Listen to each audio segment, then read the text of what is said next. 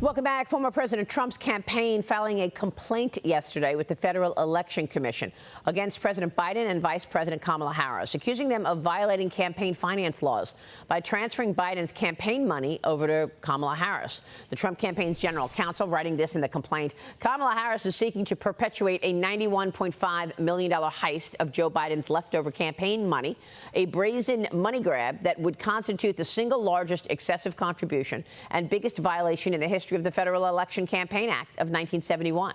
Joining me now is election lawyer, Holtzman Vogel partner, and general counsel to numerous Senate and House campaigns, Steve Roberts. Steve, great to see you. Thank you so much for being here. Thank you for having me. Do you agree with the Trump take on this? I absolutely agree that filing the complaint was the right thing to do. Look, there's a theory that says that, okay, if a presidential nominee and a vice presidential nominee can share a committee, then they share in the funds. Okay, that's fine.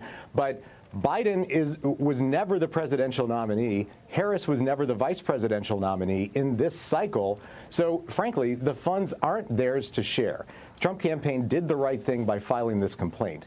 And the problem is these things take time to play out.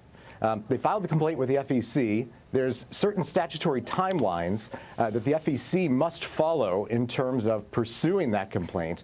And if they move at lightning speed, which I have total confidence they will, that puts us right up to the eve of the election before this can even happen. In the meantime, the Harris campaign is spending down those funds. The funds aren't frozen. So they definitely needed to pursue it so that they could call out what this is, a candidate seizing the funds of another candidate. We might know something in, frankly, a few years from now. If you look back at sort of the last phony transfer, when the Hillary campaign and the DNC colluded to hide payments for the Steele dossier, that was absolutely prohibited, the way in which they did that.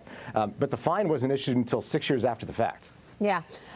Can't they make the argument that this was always Biden-Harris's money? Because, you know, I think they knew Joe Biden's cognitive issues before he walked into the Oval Office. I mean, let's face it. They started calling the administration the Biden-Harris administration. When do we ever do that? Right? It's always what? The Clinton administration, the Trump administration, the Bush administration.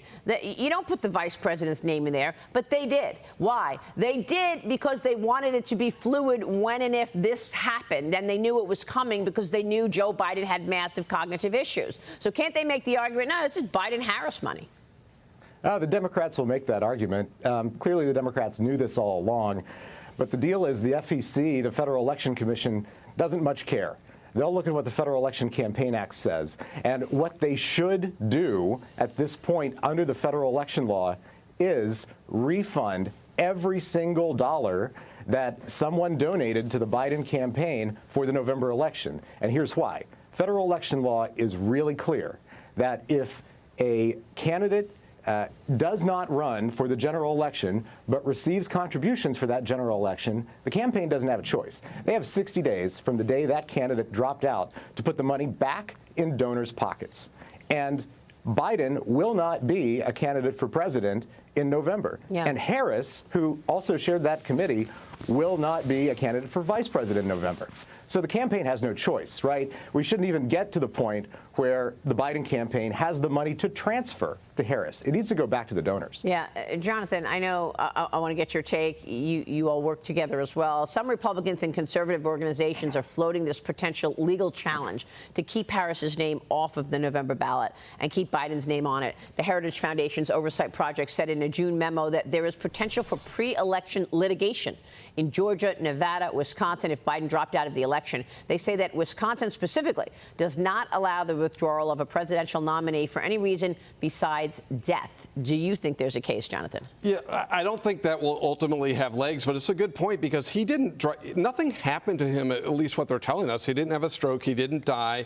So I think it is a really interesting point. But I would like to ask Steve a quick question. When you talk about people getting getting refunds for their donation. Is there a way that people can seek their refund now? Because I gather the Democrats aren't going to eagerly give this money back. But what if people believed in Biden, believed in these lies that he was okay because they've repeated them over and over again? So people trusted them that President Biden was okay to do the job currently and okay to do it in the future. Is there a way that they can get their money back? Because essentially they've been defrauded of their hard-earned money and they believe something that wasn't true.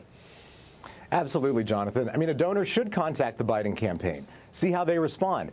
I'm pretty confident that the Harris campaign, the replacement Biden campaign, will not respond favorably, will not give that money back. They certainly could. But the deal is they're obligated to under federal election law. Mm-hmm. Trump asking this in a Truth Social post on Sunday after Biden dropped out of the race, quote, shouldn't the Republican Party be reimbursed for the fraud, for the time and money it spent campaigning against Biden? Everybody around Joe, including his doctors and the fake news media, knew he was not capable of running for president, Steve.